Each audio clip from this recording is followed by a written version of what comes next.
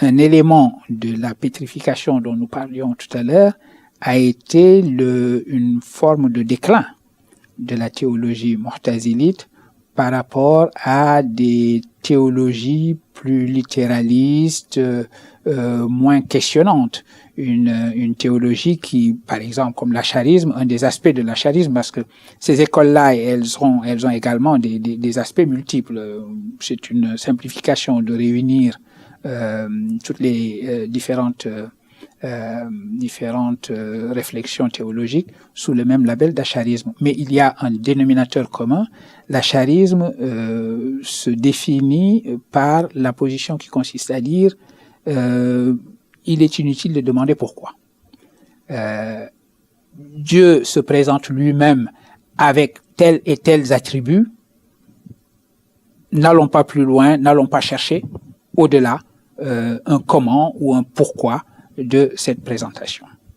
Voilà une manière de dire, de définir pour la théologie acharite des limites à la raison et de dire on n'ira pas au-delà de ces limites-là en matière de religion.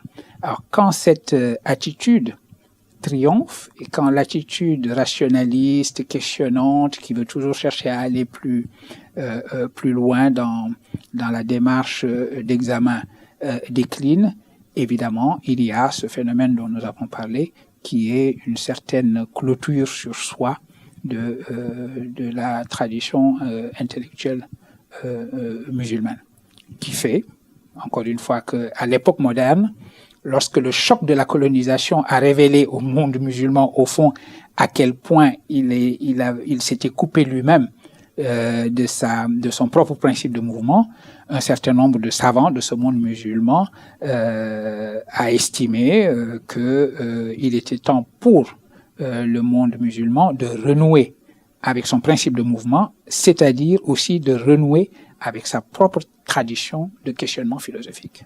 C'est ce que nous devons réapprendre au fond.